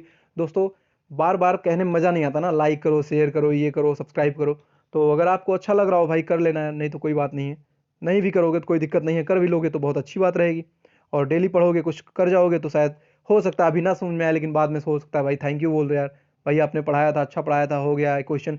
ये सब जितने क्वेश्चन हैं सिलेक्टेड क्वेश्चन हैं, मतलब टाइम दे के क्वेश्चन बनाया जा रहा है। PDF हैंड राइटिंग नोट्स है, आप देख सकते हैं खुद, सेल्फ हैंड राइट, मतलब मैंने खुद अपनी इसको राइटिंग से लिखा हुआ है और फिर आपको प्रोवाइड करा रहे हैं। तो सोच सकते हैं कि पेन से, ये कहीं कंप्यूटराइज नहीं है, हाथ से लिखा जा रहा है, क्वेश्चंस क्रॉस करके PDF में ऐड किए जा रहे हैं, फिर आपको पढ़ाया जा रहा है। एक चीज़ें कलेक्ट करने में हर जगह वही समय लगता है, बाकी पढ़ाने को तो हर कोई पढ़ा सकता है, लेकिन चीज़ों को समझाना, एक कलेक्ट करना, और किस हिसाब से कौन सी चीज़ें पढ़ाना है, कहाँ किस चीज़ को जोड़ना है, ठीक है, उस हिसाब से आपको बताया जा रहा है। हम उम्मीद करते हैं कि आपको वीडियो अच्छी लग रही होगी, और वीडियो अगर अच्छी लग रही हो तो प्लीज़ दोस्तों लाइक तो कर दीजिए। और लाइक करने के साथ साथ सभी स्टडीज़ ग्रुप जिसने आपके BEd, DLEd या फिर टेट या फिर CTET, सुपर टेट के ग्रुप्स हैं, वो सब जो है उसमें आप वीडियो को शेयर कर दीजिए। अविचल है जो पथ पर उसकी होती जीत, और मन के हारे हार है मन के जीते जीत। भैया जब मन में ना कुंठ भरा होगा, कंठित होगा कि हम नहीं कर पाएंगे, टेट हमारा निकलेगा ही नहीं, क्या होगा? टेट हमारा निकलेगा ही नहीं, हम 82 नंबर नहीं पा पाएंगे, हम 90 नंबर नहीं पा पाएंगे, क्योंकि OBC के लिए 82 नंबर और जनरल के लिए 90 नंबर होता है कट ऑफ। और इसमें माइनस मार्किंग का कोई प्रावधान नहीं होता है। 150 क्वेश्चन और आपके 150 मिनट पर्याप्त होते हैं। तो मुझे नहीं लगता कि अगर जितना मैं पढ़ाऊँगा, जितना मैं बोलता हूँ, जितना मैं समझाता हूँ, अगर कोई इतना कर लेता है तो मुझे नहीं लगता कि वो टेट में 130 नंबर से कम लाएगा। मैं आपको मैथ वेथ बहुत अच्छे से कराऊंगा, बस आप लोग बने रहिए। वीडियो को सब्सक्राइब कर लीजिए, घंटी वाला ना, घंटी जो घंटी को दबा लीजिए, घंटी दबाए रहेंगे तो टन टन बजती रहेगी, आपको याद आता रहेगा कि सर ने क्या कहा था कि अविचल है जो पथ पर उसकी होती जीत, और मन के हारे हार है मन के जीते जीत। तो इसलिए अपने मन को नहीं हारना है भैया, मन को जीत लो कि हम तो इस बार, अब की बार टेट पार, अब की बार सुपर टेट पार, अब की बार CTET पार। तो सबको पार करना है, और क्या करना है आपको? नियुक्ति पत्र लेना है। किसमें? शिक्षक भर्ती। आगामी शिक्षक भर्ती जो आएगी आपकी जुलाई अगस्त में, उसमें आपको नियुक्ति पत्र जरूर लेना है। उसके लिए क्या करना होगा? भैया शिवम सर द्वारा पढ़ाया गया द फायर स्टडी देखना होगा और सारे विषयों को अच्छे से रिवाइज करके नोट्स बना के जब पेपर देने जाएंगे तो रिवाइज करने के लिए काफ़ी महत्वपूर्ण होगा। चलिए शुरू करते हैं हम। अब बस वीडियो खत्म ही होने वाला है, ये लास्ट टॉपिक चल रहा है इस चैप्टर का। इसके बाद ये चैप्टर पूरा खत्म हो जाएगा, फिर क्वेश्चन खुद देखेंगे, होमवर्क देंगे, फिर इसके बाद हम लोग कल की तैयारी करेंगे। तो पर्यावरण संरक्षण से संबंधित कुछ अधिनियम आए थे।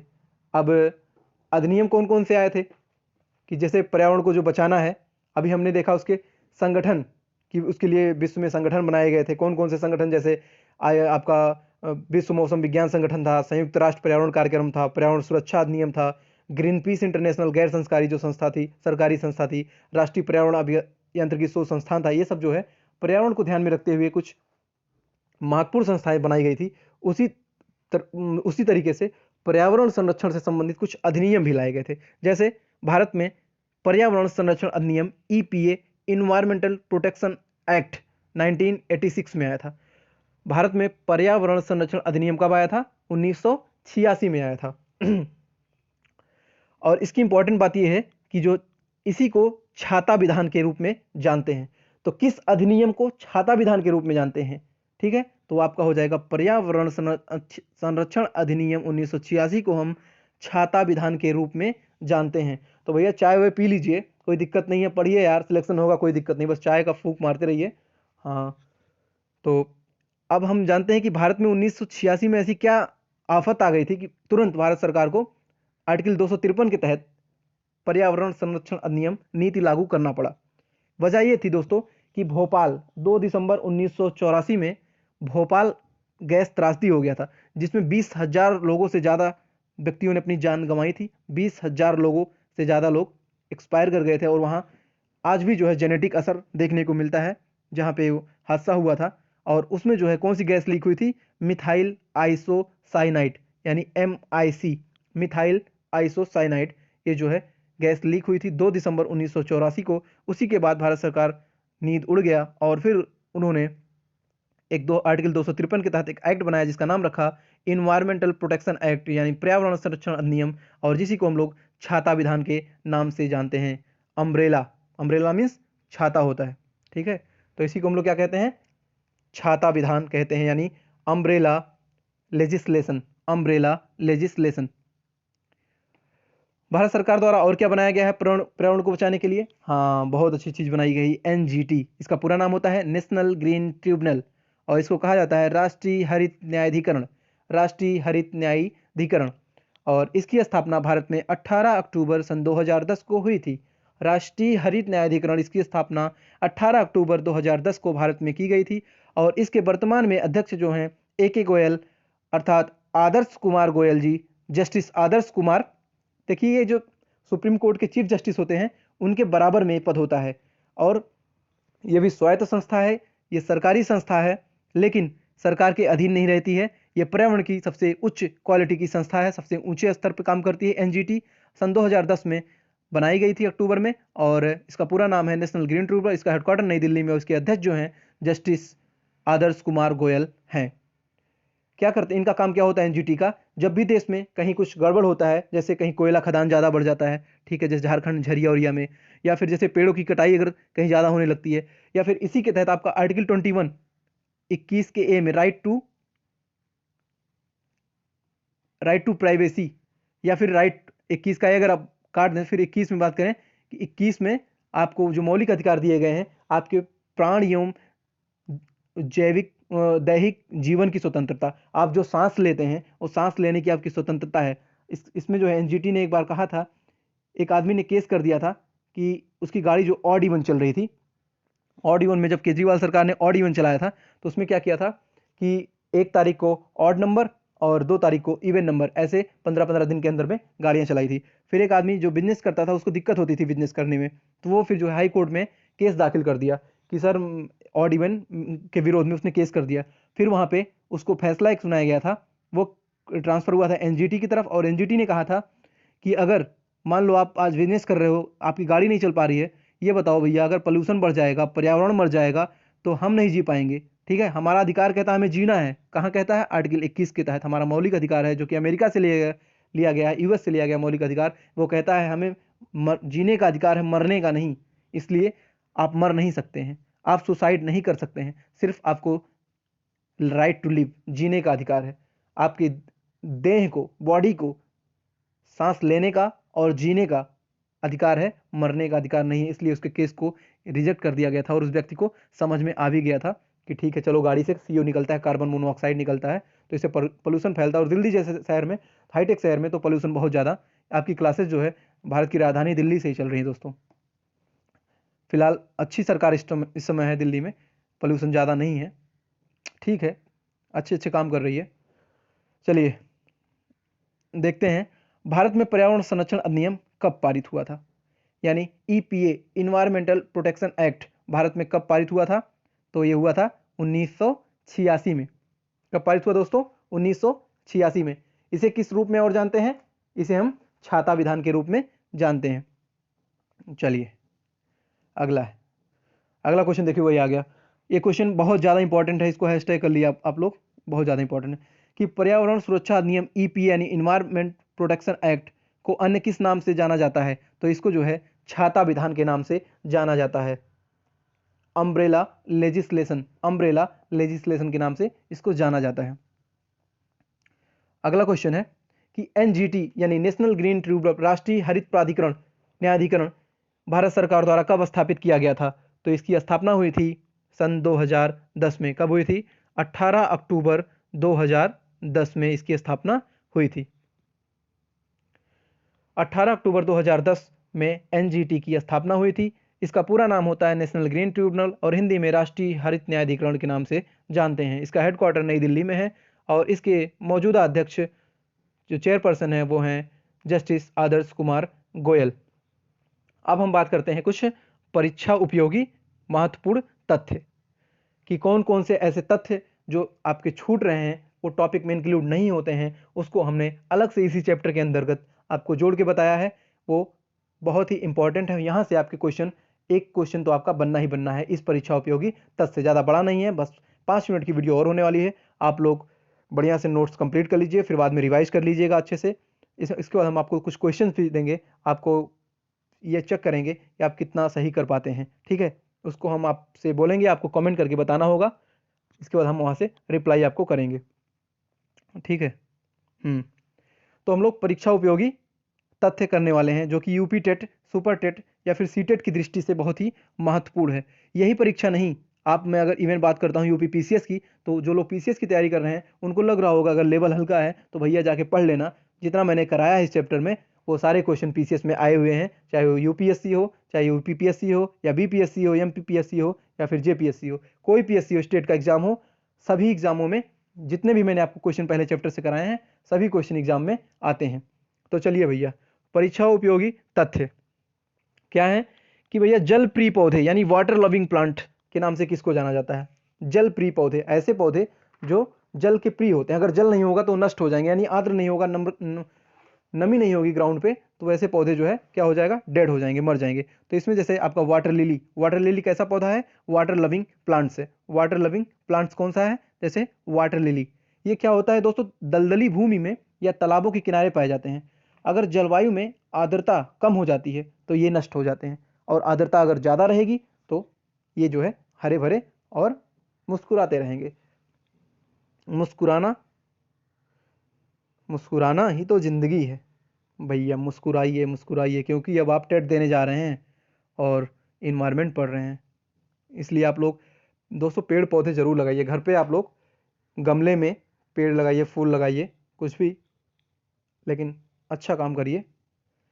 अब बात करते हैं इको मार्क की, कि भारत में जो है इको मार्क कब से दिया जाता है। इको मार्क क्या होता है, इको मतलब होता है कि पर्यावरण का एक शब्द है इको, कभी बार इको आ जाता है हमारे साउंड में, आता है वेब साउंड में इको शब्द आता है, वही इको होता है। इको पर्यावरण के प्रति मैत्रीपूर्ण यानी मित्रतापूर्ण व्यवहार के लिए 1991 से ब्यूरो ऑफ इंडियन स्टैंडर्ड्स द्वारा दिया जा रहा है। इको मार्क होता है क्या, कि ऐसे जो थिंग्स होते हैं, वस्तु होते हैं जो पर्यावरण के प्रति नुकसान नहीं पहुंचाते हैं, जो पर्यावरण के प्रति मित्रतापूर्ण व्यवहार करते हैं, उनको 1991 से ब्यूरो ऑफ इंडियन स्टैंडर्ड्स द्वारा जो है एक टैग दिया जाता है, उसी को हम लोग इको मार्क कहते हैं। इसलिए हम लोग कोई ऐसा जो देखते होंगे, कहते होंगे भाई इको हमारी इको सिस्टम के लिए अच्छा है कि नहीं, पारिस्थितिकी तंत्र के लिए अच्छा है कि नहीं।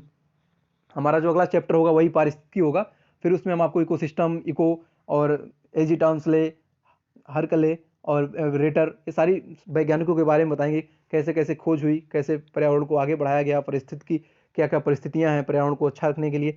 ये सारी चीज़ें अगले चैप्टर में हम लोग करेंगे। फिलहाल अभी जो हम लोग पढ़ रहे हैं वो करते हैं इस चैप्टर के बारे में। इको मार्क हो गया, ठीक है। हाँ, ये बहुत बड़ी बात। पर्यावरण संरक्षण के लिए ऑस्ट्रेलिया ने ग्रीन आर्मी लॉन्च किया था दोस्तों। पर्यावरण को संरक्षण देने के लिए ऑस्ट्रेलिया ने क्या लॉन्च किया था? Green army. इसमें क्या था? ऑस्ट्रेलिया में विश्व की सबसे बड़ी मूंगे की चट्टान द ग्रेट रीफ वॉरियर जो पाई जाती है, और 17 से 24 वर्ष के जो युवा होते थे उसमें 15,000 युवाओं को ऑस्ट्रेलियन गवर्नमेंट ने नियुक्त किया था। किस लिए? क्योंकि पर्यावरण की रक्षा करने के लिए। और इसमें कुल मिला के $360 मिलियन पैसे उन्होंने आवंटित किए थे, और इसमें 500 परियोजनाएं शामिल थी। तो जब भी पूछेगा आपसे एग्जामिनर कभी परीक्षा में कि पर्यावरण संरक्षण के लिए ऑस्ट्रेलिया ने कौन सी योजना लॉन्च की थी, तो ऑपरेशन ग्रीन आर्मी इन्होंने ऑस्ट्रेलिया ने लॉन्च किया था।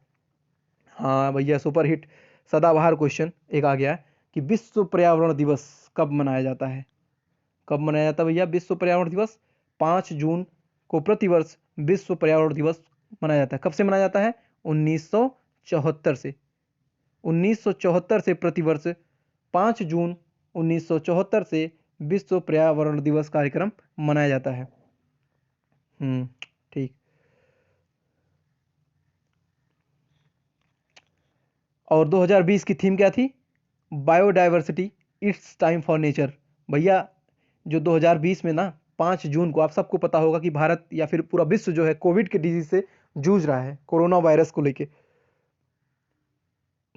अब बताएं हम क्या, अमिताभ बच्चन जी सुबह सुबह बताते ही हैं। अब तो चलो बदल दिया है, वैक्सीन आ गई है तो नए साल वाला पता नहीं क्या बोलता है, वैक्सीन आ गई है तो आप लोग जिनको अगर वैक्सीन प्रोवाइड हो तो वो लगवा लीजिए भैया, लेकिन हम तो नहीं लगवाएंगे। सुना है उसका साइड इफेक्ट भी होता है भैया। एक एम्स के जो कर्मचारी थे वो तो एक्सपायर ही कर गए, तो उसको लगवाने से अच्छा भैया ऐसे ही कोरोना हो जाए, ठीक है, लेकिन लगवाना नहीं है वैक्सीन हमको, तो आप लोग लगवा सकते हैं। 2020 की थीम थी biodiversity, it's time for nature. यही समय है, सुधर जाओ बच्चों लोग, और पेड़ पौधे पुष्प अपने घर में लगाते चलो। पेड़ पौधे क्या करो? लगाते चलो। यही हमारा आज का जो है लास्ट टॉपिक था। क्या था लास्ट टॉपिक आज का हमारा? कि परीक्षा उपयोगी कौन कौन से आपके तथ्य थे, जिसमें वाटर लिली आपके इको मार्क कैसे दिया जाता है 1991 से ब्यूरो ऑफ इंडियन स्टैंडर्ड्स द्वारा दिया जा रहा है, ठीक। और ऑपरेशन ग्रीन किस देश ने लॉन्च किया था? तो ऑस्ट्रेलिया। ऑस्ट्रेलिया की राजधानी कहाँ है? कैनबरा।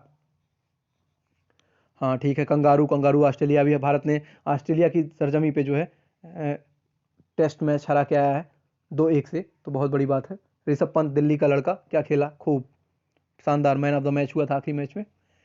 हाँ, 1974 से पर्यावरण दिवस मनाया जा रहा है। तो मज़ा आया कि नहीं? वीडियो ज़्यादा लंबी हो रही है, मुझे लगता है कि ज़्यादा बड़ी हो गई है वीडियो, 1 घंटे से ज़्यादा हो ही गया होगा। हाँ, हो गया होगा।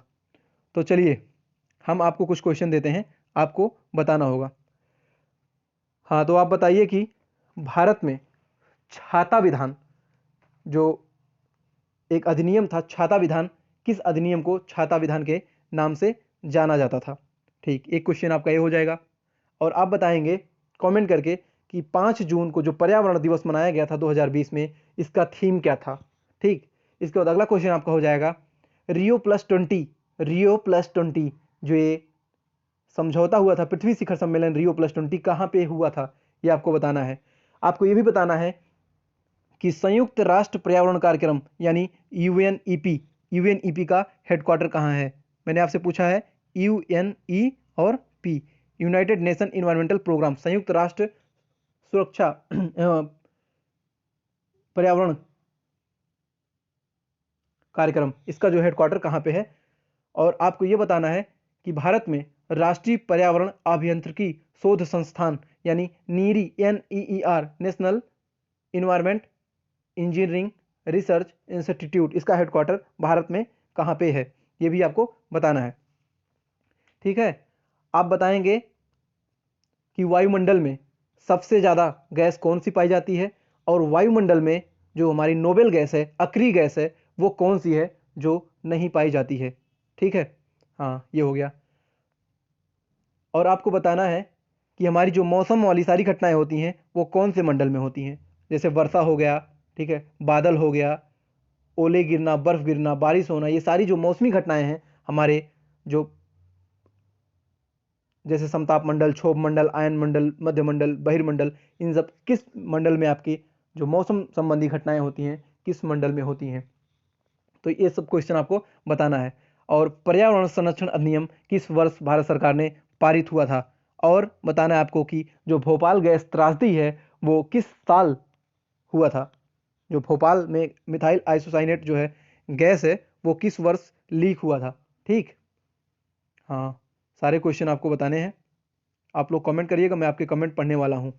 ठीक, अगर वीडियो आपको अच्छा लगा हो या फिर कोई सुझाव हो कि सर ऐसे नहीं ऐसे पढ़ाइए, या फिर ज़्यादा बड़ा हो जा रहा है, या फिर छोटा करें वीडियो को, या फिर कम एक्सप्लेन करें, तो जिस तरीके से आप चाहते हैं मैं वैसे ही पढ़ाऊँगा। आप लोग अपने सुझाव को कमेंट बॉक्स में कर दीजिएगा। और प्लीज़ दोस्तों, जिन लोगों ने अभी तक सब्सक्राइब नहीं किया है आज ही चैनल को सब्सक्राइब कर लें, क्योंकि आप लोग चैनल को अगर सब्सक्राइब कर लेंगे, बेल आइकॉन को दबा देंगे, घंटी दबा देंगे, तो मैं जब पर डे शाम को वीडियो आपको प्रोवाइड कराऊंगा तो आपके पास नोटिफिकेशन जाएगा।